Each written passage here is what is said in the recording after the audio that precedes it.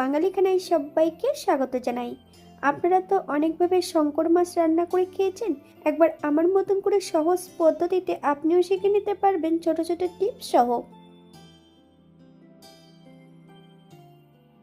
তবে আজকে আমি এত তেল মশলা কম দিয়ে কিভাবে শঙ্কর মাছ রান্না করলাম, চলুন সেটা একবার দেখে নেওয়া যাক ভিডিওর মাধ্যমে। আশা করছি আজকের রান্নাটি ভালো লাগবে। সকল বন্ধুদের কাছে অনুরোধ করছি সম্পূর্ণ ভিডিওটি দেখার। এতটাই সুস্বাদু হয়েছিল খেতে, আপনি একবার রান্না করলে বারবার রান্না করবেন।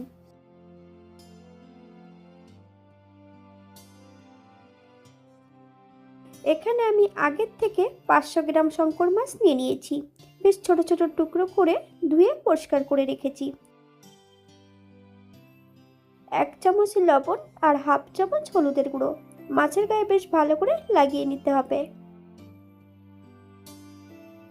10 থেকে 15 মিনিটের জন্য মাছগুলোকে রেস্টে রেখে দেব। আপনাদের হাতে যদি সময় থাকে আপনারা বেশি সময় রেখে দিতে পারেন। 10 মিনিট পর একটা কড়াইতে বেশ কিছুটা সরষের তেল অ্যাড করেছি। তেল গরম হওয়া পর্যন্ত অপেক্ষা করতে হবে। হাফ চামচ লবণ,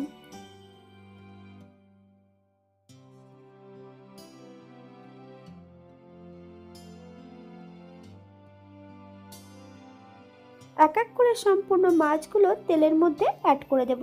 মাছের পরিমাণ এখানে বেশি আছে, আমি এখানে দুবার ভেজে নেব।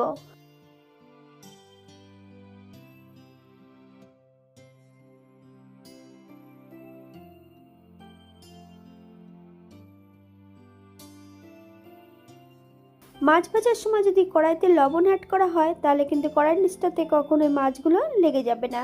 এই পর্যায়ে তেল থেকে সম্পূর্ণ মাছগুলো তুলে নেব। আপনারা এর থেকে কম বেশি ভেজে নিতে পারেন। বাঙালি রান্না ঘরোয়া উপকরণ দিয়ে আপনাদের যদি রান্নাগুলো পছন্দ হয় তাহলে চ্যানেলটি সাবস্ক্রাইব করে দিয়ে পাশে থাকবেন। পাশে থাকা বেলটি বাজিয়ে দেবেন, নইলে নিত্য নতুন রান্নার নোটিফিকেশন পাবেন না। আমার এই চ্যানেলে আমিষ, নিরামিষ এবং বিভিন্ন ধরনের মাছের রেসিপি দেওয়া আছে। আপনাদের যদি পছন্দ হয় তাহলে চ্যানেলটি ঘুরে একবার দেখে নিতে পারেন। একই পদ্ধতিতে আমি দ্বিতীয়বারও ভেজে নেব।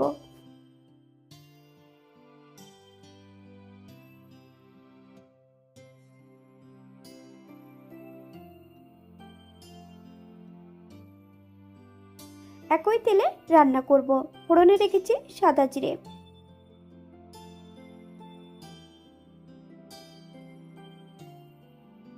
মিডিয়াম সাইজের একটা আলু বেশ ছোট টুকরো করে কেটে অ্যাড করেছি। আপনারা যদি পছন্দ করেন তাহলে পরিমাণে বাড়িয়ে দিতে পারেন।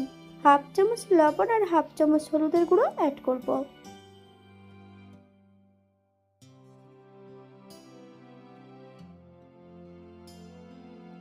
আলু ভাজার মাঝপথে মিডিয়াম সাইজের একটা পেঁয়াজ বেশ সরু সরু করে কেটে নিয়েছি। সম্পূর্ণ পেঁয়াজের টুকরোগুলো অ্যাড করে দেব।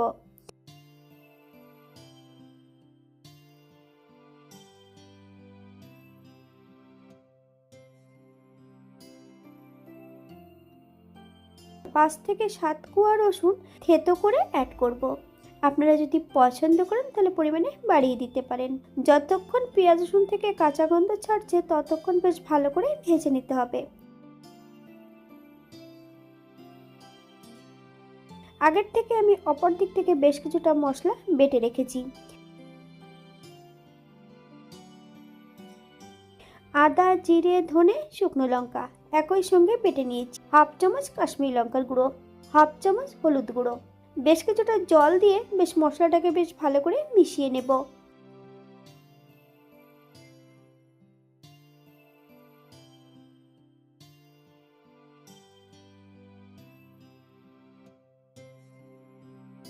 সম্পূর্ণ মশলাটা এই পর্যায়ে অ্যাড করে দিতে হবে।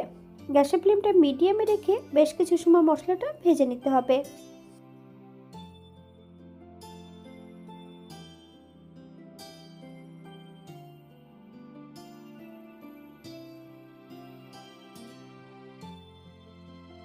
মশলা ধোয়া বাটি থেকে সামান্য একটু জল অ্যাড করব।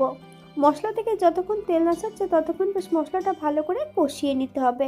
আপনারা একবার স্ক্রিনের দিকে ফলো করবেন।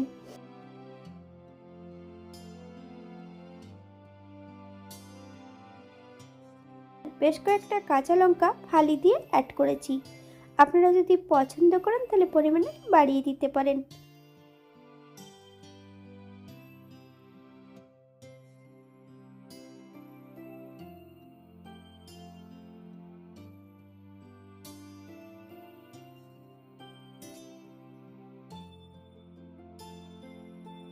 এই পর্যায়ে অ্যাড করব সম্পূর্ণ ভেজে রাখা মাছগুলো।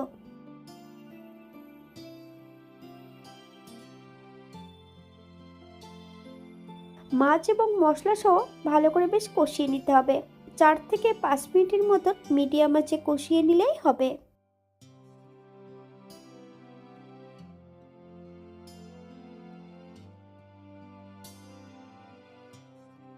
এখানে আমি গ্রেভির জন্য 2 কাপ জল অ্যাড করব। আপনাদের যতটা গ্রেভির প্রয়োজন আপনারা ততটা জল অ্যাড করতে পারেন।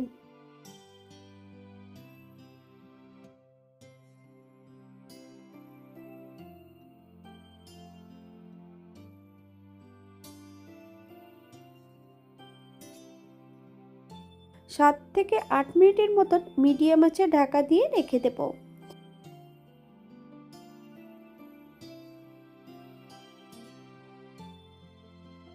8 মিনিট পর এই পর্যায়ে চেক করে নিতে হবে যে আলুগুলো সেদ্ধ হয়েছে কিনা।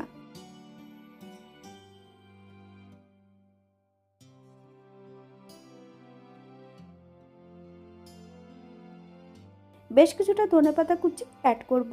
1 চামচ গরম মশলা বাটা।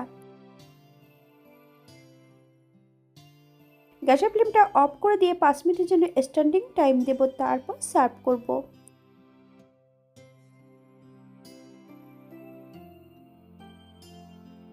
এটা দেখতে যেমন ভার সুন্দর হয়েছিল, এটা গরম ভাতে খেতে কিন্তু অসম্ভব ভালো হয়েছিল। আপনারা বাড়িতে একবার একই পদ্ধতিতে বানিয়ে নেবেন। এখানে যে আমি উপকরণগুলো অ্যাড করেছি আপনারা এর থেকে কম বেশি করে নিতে পারেন।